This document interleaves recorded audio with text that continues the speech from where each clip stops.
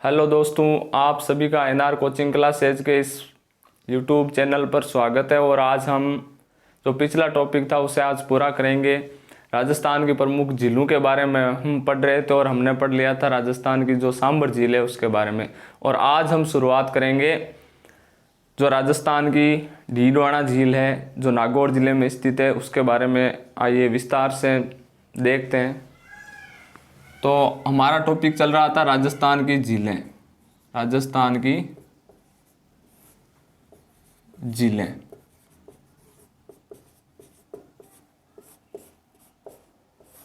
इसमें हम पढ़ेंगे आज डीडवाना झील।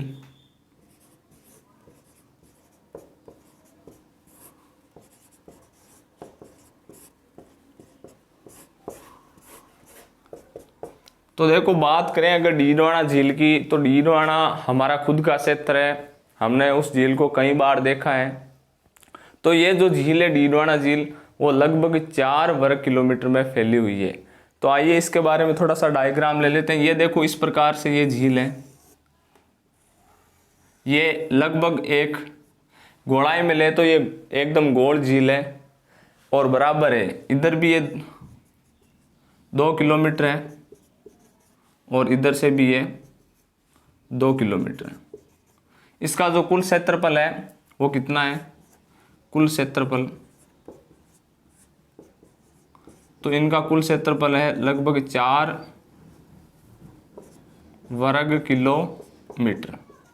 तो ये इंपॉर्टेंट है। सबसे पहले हमें क्षेत्रफल के बारे में जानना होता है। तो इसका जो क्षेत्रफल है वो कितना है? 4 वर्ग किलोमीटर। ये एक गोल झील है और इस झील की जो लंबाई चौड़ाई है वो लगभग इक्वल है।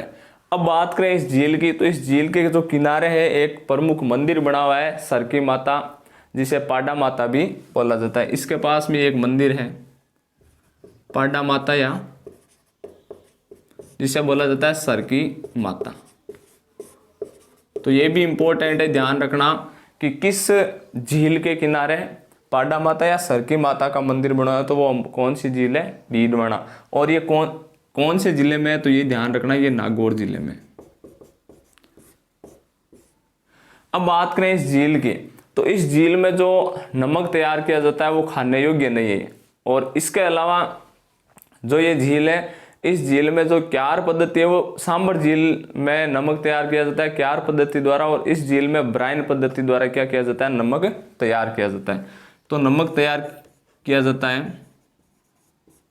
किस पद्धति द्वारा? तो ब्राइन पद्धति। ब्राइन पद्धति। तो ये भी इंपॉर्टेंट है कि ब्राइन पद्धति द्वारा किस झील में नमक तैयार किया जाता है। तो वो हमारी कौन सी झील है? डीडवाना झील। इसके अलावा बात की जाए इस झील के बारे में, तो इस झील में जो स्थानीय यहाँ पे संस्थाएं काम करती है, जो नमक तैयार करती है स्थानीय संस्थाएं, इन संस्थाओं को क्या कहा जाता है? देवल कहा जाता है। तो ये भी इंपॉर्टेंट है कि जो यहाँ पे स्थानीय संस्थाएं काम करते हैं या जो नमक का उत्पादन का कार्य जो संस्थाएं या निजी संस्थाएं हैं, इन्हें क्या कहा जाता है? देवल कहा जाता है। नमक तैयार ब्राइन पद्धति द्वारा किया जाता है। कुल क्षेत्रफल 4 वर्ग किलोमीटर है। और ये झील जो डीडवाना वो किस जिले में स्थित है? नागौर जिले में। और इस झील के किनारे किस माता का मंदिर बना हुआ है? तो इस झील के किनारे आपके किस माता का मंदिर बना हुआ है? वो आपके बना हुआ है पाडा माता या सरकी माता का। अगर इस झील के बारे में और बात की जाए तो इस झील का जो उपनाम है, इसे खालडा या खालदा भी कहा जाता है। खालदा या खालडा। तो ये भी खालडा किस कारण कहा जाता है? तो खालडा इस झील को इसीलिए कहा जाता है क्योंकि यहाँ पे खारा यानी जो नमक है वो उत्पादन होता है, यानी नमक ज़्यादा पाया जाता है और इसमें सोडियम सल्फेट की मात्रा अधिक है। इसलिए यहाँ के जो स्थानीय लोग हैं वो इन्हें क्या कहते हैं? खालदा या खालडा कहते हैं। अब इसके अलावा इस झील की बात की जाए तो इस झील के बारे में बात की जाए तो इस झील में सोडियम सल्फेट की अधिकता पाई जाती है। सोडियम सल्फेट की अधिकता। सोडियम सल्फेट की अधिकता इस झील में पाई जाती है। तो ये भी इंपॉर्टेंट फैक्ट है कि कि किस झील में सबसे ज़्यादा सोडियम सल्फेट की अधिकता पाई जाती है, और इस झील का जो नमक है वो खाने योग्य नहीं है। क्या नहीं है? खाने योग्य नमक नहीं है, खाने योग्य नहीं। इस झील का जो नमक है वो बिल्कुल भी क्या नहीं है? खाने योग्य नहीं है। इसे अनेक प्रोडक्ट तैयार किए जाते हैं, लेकिन इस नमक का जो प्रयोग है वो खाने के लिए नहीं किया जाता। बात की जाए इस झील के बारे में, तो इस झील में राजस्थान का सबसे बड़ा सोडियम सल्फेट का कारखाना है। सोडियम सल्फेट का कारखाना यह वर्तमान में बंद है।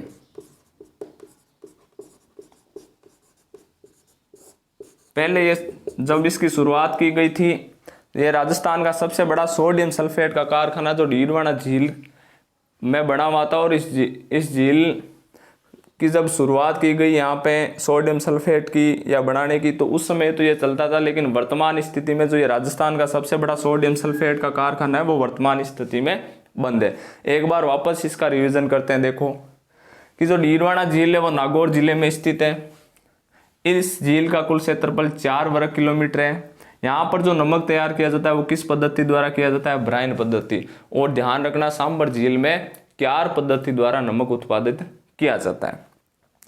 स्थानीय यहाँ पे संस्थाएं या निजी संस्थाएं हैं जो यहाँ पे नमक तैयार करती हैं, उन्हें क्या कहा जाता है? देवल कहा जाता है। राजस्थान का सबसे बड़ा सोडियम सल्फेट का कारखाना जो कहाँ पे है? डीडवाना झील में, और ये वर्तमान स्थिति में ये जो कारखाना है वो बंद पड़ा हुआ है। अगर बात की जाए इस झील के किनारे, तो इस झील के किनारे पाडा माता का मंदिर बना हुआ है जिसका उपनाम क्या है? सरकी माता है। और इस झील का उपनाम है, इस झील को कहा जाता है खालदा झील या खालडा कहा जाता है, क्योंकि इसमें अत्यधिक खारापन है, इसलिए यहाँ के जो लोग हैं वो इसे क्या कहते हैं? खालदा या खालडा कहते हैं। अगर इस बात की जाए तो इसमें सोडियम सल्फेट की अधिकता है, और ये नमक जो खाने में प्रयोग इसका नहीं लिया जाता है। तो इस प्रकार से ये हमारी डीडवाना झील क्लियर है। अब आगे देखते हैं, हमने डीडवाना झील भी कंप्लीट कर ली। अब हम 3 नंबर पे देखते हैं आपके जो पंचपदरा झील। पंचपदरा झील, अगर बात की जाए पंचपदरा झील की, तो इसके बारे में अगर हम बात करें तो इस झील का जो ये बाड़मेर जिले में सबसे महत्वपूर्ण बात तो ये है कि जो झीलों का जो क्वेश्चन पूछे जाएंगे या क्वेश्चन पुटअप होंगे वो इन्हीं से होंगे कि ये झील कहाँ पे, या इनमें से कौन सी झील खारे पानी की, इनमें से कौन सी झील मीठे पानी की है। तो इस प्रकार के क्वेश्चन पढ़ेंगे। तो पंचपदरा झील किस जिले में स्थित है? तो ये है आपके बाड़मेर जिले में। और अगर बात की जाए इस झील की, ये झील कृत्रिम झील है, ध्यान रखना पंचपदरा, और इस झील का निर्माण करवाया था पंचा भील ने। इस झील का निर्माणकर्ता कौन था? तो पंचा भील। पंचा नामक एक भील था, उसी ने अपने नाम पर इस झील का नाम रखा था पंचपदरा, और ये बाड़मेर जिले में, और इसका निर्माण करवाया था पंचा भील ने। अगर बात की जाए इस झील के क्षेत्रफल की, तो इस झील का कुल क्षेत्रफल है आपके 25 वर्ग किलोमीटर। यानी इस झील का जो क्षेत्रफल है वो कितना है? लगभग 25 वर्ग किलोमीटर है। और इस झील का जो सबसे, यानी इस झील के नमक में 98% NaCl पाया जाता है। NaCl यानी सोडियम क्लोराइड पाया जाता है। तो ये बहुत ही महत्वपूर्ण तथ्य है, ध्यान रखना दोस्तों कि किस झील में सबसे ज़्यादा सोडियम क्लोराइड पाया जाता है। तो इस झील में लगभग कितना 98% क्या पाया जाता है? NaCl या सोडियम क्लोराइड पाया जाता है। और जितना ज़्यादा नमक में सोडियम क्लोराइड होगा वो नमक उतना ही खाने योग्य होगा। तो इस झील का जो नमक है वो बहुत ही क्या है? अच्छी क्वालिटी का है, यानी ये खाने योग्य नमक है, या इसे श्रेष्ठ नमक बोल सकते हैं, श्रेष्ठ नमक। तो ये भी इंपॉर्टेंट फैक्ट है कि सबसे अच्छा जो नमक है या सब सर्वाधिक NaCl की मात्रा किस झील के नमक में पाई जाती है, वो किस झील के, पंचभद्रा झील के। इसके अलावा इस झील के बारे में बात की जाए तो इस झील में जो नमक उत्पादन है वो कौन सी जाति करती है, खारवाड़ जाति, यानी खारवाल जाति द्वारा इस झील में जो नमक उत्पादन किया जाता है। और जो ये खारवाल जाति है वो किसके द्वारा, यहाँ पे एक मोरली झाड़ी है, मोरली झाड़ी, इसके द्वारा क्या करती है, नमक को साफ करके नमक का उत्पादन करती है। खारवाल जाति द्वारा यह नमक का उत्पादन किया जाता है। और मोरली झाड़ी एक इनका जो क्या है, साधन है जिसके द्वारा वो यहाँ पे नमक का उत्पादन करते हैं। इसके अलावा यहाँ पे बात की जाए तो यहाँ पे किस पद्धति द्वारा नमक का उत्पादन किया जाता है, तो वो है रेस्ता, या इसे बोला जाता है वायु पद्धति। रेस्ता या वायु पद्धति द्वारा क्या किया जाता है, नमक उत्पादन यहाँ पे किया जाता है। अब एक बार वापस देख लो, पंचभद्रा झील किस जिले में, बाड़मेर जिले में। निर्माण किसने करवाया था, पंचा भील ने। इस कारण इस पंचा भील ने इसका नाम रखा था पंचभद्रा।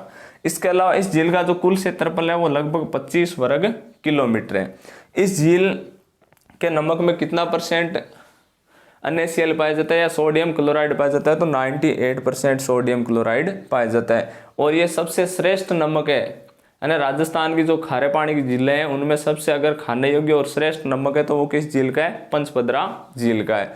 और यहाँ पे नमक उत्पादन किस जाति द्वारा किया जाता है, तो खारवाल जाति द्वारा किया जाता है। और किस झाड़ी द्वारा, मोरली झाड़ी द्वारा। और यहाँ पे जो नमक उत्पादन या तैयार करने की जो पद्धति है वो कौन सी है, रेस्ता पद्धति, या इसे क्या कहा जाता है, वायु पद्धति कहा जाता है। अब हमने डीडवाना के बाद में हमने पंचभद्रा को भी पढ़ लिया। अब आगे झील देखते हैं हम, लूणकरणसर। 4 नंबर झील आपके कौन सी, लूणकरणसर, लूणकरणसर झील।